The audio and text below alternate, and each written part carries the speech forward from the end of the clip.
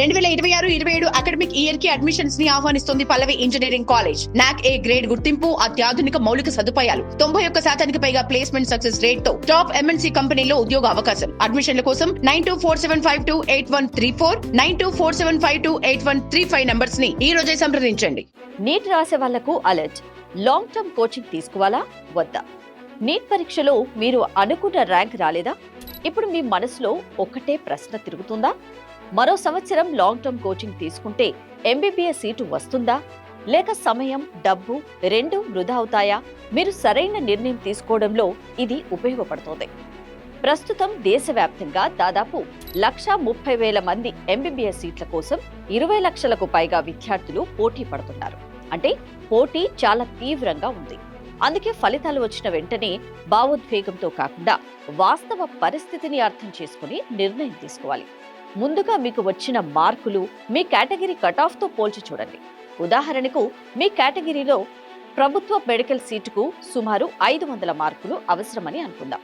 కానీ మీకు 400 మార్కుల నుంచి 450 మార్కుల మధ్య వచ్చి ఉంటే మీరు విజయానికి చాలా దగ్గరలో ఉన్నట్టే. సరైన ప్రణాళికతో మరోసారి లాంగ్ టర్మ్ కోచింగ్ తీసుకుంటే మంచి అవకాశం ఉంటుంది. అయితే మీ స్కోర్ 200 నుంచి 300 మార్కుల మధ్య మాత్రమే ఉంటే కేవలం లాంగ్ టర్మ్ కోచింగ్ లో చేరితే సీటు ఖాయం అవుతుందని అనుకోవడం సరైనది కాదు. అలాంటి పరిస్థితుల్లో BDS, BAMS, BHMS, BSc allied health science, nursing లేదా ఇతర బయాలజీ ఆధారిత కోర్సుల గురించి కూడా ఆలోచించడం మంచిది. ఇక లాంగ్ టర్మ్ కోచింగ్ లో చేరే ముందు మీకు మీరు 3 ప్రశ్నలు వేసుకోండి. మొదటిది, నిజంగా డాక్టర్ కావాలనే బలమైన లక్ష్యం మీకు ఉందా? ఇక రెండవది, రాబోయే 1 సంవత్సరం పాటు ప్రతిరోజు కనీసం 8 గంటలు క్రమశిక్షణతో చదివే మానసిక సిద్ధత ఉందా? ఇక మూడవది, గత ప్రయత్నంలో చేసిన తప్పులను గుర్తించి వాటిని సరిదిద్దుకునే సిద్ధత ఉందా? ఈ 3 ప్రశ్నలకు మీ దగ్గర సమాధానం అవును అయితే లాంగ్ టర్మ్ కోచింగ్ కు మంచి నిర్ణయం కావచ్చు. అయితే ఈసారి చదివే విధానం మాత్రం పూర్తిగా మార్చాలి.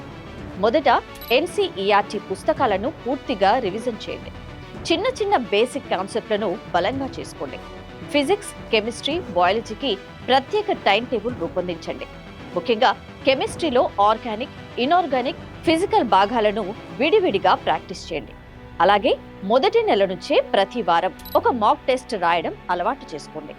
మాక్ టెస్ట్ రాయడమే కాదు, చేసిన తప్పులను విశ్లేషించి మళ్ళీ అవి జరగకుండా చూసుకోవాలి.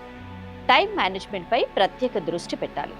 గుర్తుంచుకోండి, లాంగ్ టర్మ్ అంటే కేవలం మరో సంవత్సరం కాదు, అది మీ జీవితంలో ఒక ముఖ్యమైన పెట్టుబడి.